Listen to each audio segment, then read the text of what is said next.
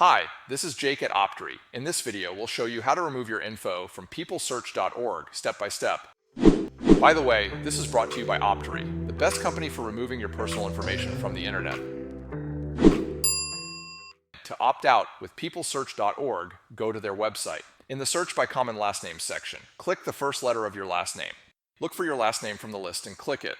Then find your first name from the list and click it. Personal records with detailed information will be displayed. Find your record and click the Request Removal link located on the lower part of your record. Enter your first and last name, email address, and reason for your opt-out. Check the verification box. Complete the security CAPTCHA and click Submit Removal Request. Confirmation that your opt-out request has been submitted will appear. Your personal information will be removed from the peoplesearch.org website. Congratulations on opting out of peoplesearch.org.